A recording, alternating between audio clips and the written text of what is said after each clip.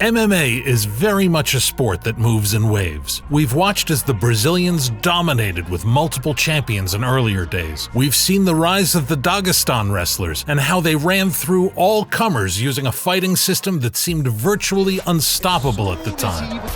Look, Oliveira's already tapping.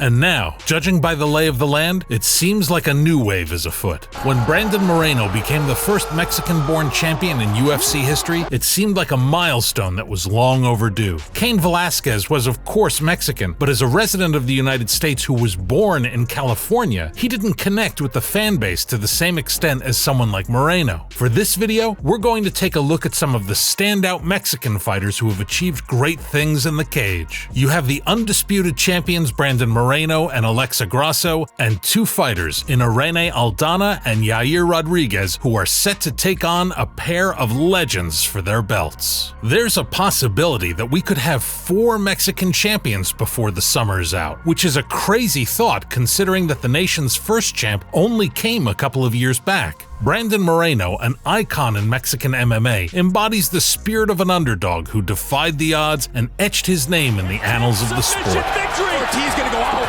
He's out. The journey to greatness was far from easy for Moreno, but his unwavering determination and infectious charisma captured the hearts of fans around the world. The dude was even cut from the UFC during the time that saw the flyweight division's future brought into question. Nicknamed the Assassin Baby, Moreno's rise to stardom is a testament to his unyielding spirit and relentless pursuit of excellence. Born and raised in Tijuana, Mexico, to parents who owned a piñata business, he joined an MMA gym at the age of 12 and hasn't looked back since. Moreno burst onto the international MMA scene as a contestant on the Ultimate Fighter Tournament of Champions. Despite falling short in the competition, he impressed the UFC brass with his unwavering tenacity and the remarkable skills he displayed inside the Octagon. He was paired as the lowest 16th seed against the top-seeded Alexandre Pantoja, and sure, he lost, but his gutsy showing left its mark. And despite losing to Pantoja again in the UFC, his next title defense will, against all odds, come as him and Pantoja's trilogy fight. When Brandon captured the title against the fearsome Davison Figueiredo, it was truly shocking. The victory was not just a big win for Brandon Moreno alone, it was a victory for every aspiring fighter who had ever been told that they weren't good enough. Against all odds, he had risen to the pinnacle of the sport, etching his name alongside the greats. Remember, if you're loving the content we're putting out, be sure to let us know by leaving a like and comment before subscribing to the channel so you know exactly when our next video drops. Moreno's magnetic personality and genuine humility endeared him to fans, not just in Mexico but across the globe. His infectious smile and engaging demeanor made him a fan favorite, transcending cultural and language barriers. The dude plays with Lego. He was always going to be an instant hit. The Mexican public rallied behind him, proudly proclaiming him as one of their own. They marveled at his skill, celebrated his victories, and admired the unwavering spirit that propelled him to become the first Mexican-born UFC champion. At just 29 years old, Moreno's journey is far from over. He stands as a beacon of hope for aspiring fighters, a symbol of what can be achieved through perseverance and dedication. And you'll notice that all of the Mexican fighters we're mentioning here have that very same potential. Because for as much as Brandon was an unlikely champion, Alexa Grasso was a damn near impossible champion. In one of the most shocking upsets in the history of mixed martial arts, Alexa Grasso defied all odds to bring Valentina Shevchenko's long and dominant title reign to a stunning end. The triumph was not only a personal victory for Grasso, but also carried immense significance for the Mexican fan base as she solidified her position as a trailblazer for female MMA fighters in the country. Leading up to the highly anticipated showdown, Grasso was widely regarded as the underdog. Shevchenko, a formidable champion known for her technical brilliance and unrivaled striking, seemed virtually unbeatable. However, Grasso entered the bout with an unwavering belief in her abilities, fueled by her tireless work ethic and undying determination. From the opening bell, Grasso showcased her remarkable striking prowess, matching Shevchenko blow for blow. The champion, known for her dominance on the feet, found herself in uncharted territory as Grasso's crisp combinations landed with precision and power. It wasn't clear-cut, but Grasso was in there. She was competitive, and it was kind of shocking to watch. As the rounds ticked by, by, Grasso's resilience and conditioning became evident. She refused to be deterred by the champion's onslaught, constantly pressing forward and imposing her will. Grasso's unwavering determination allowed her to weather the storm and capitalize on a critical moment in the fourth round. Shevchenko was really starting to telegraph that spinning back kick she always throws. From there, the battle to close the show began, and against all odds, she managed to find the rear naked choke and force the tap from one of the sport's greatest fighters. The victory not only propelled Grasso into the spotlight, but also sparked a wave of jubilation among Mexican fight fans. Her triumph signaled yet another shift in the landscape of Mexican MMA, and she wouldn't be the last. Yair Rodriguez and Irene Aldana, two Mexican fighters with immense talent and unwavering determination, stand on the precipice of greatness as they prepare to face their respective opponents in title bouts. While both are considered underdogs,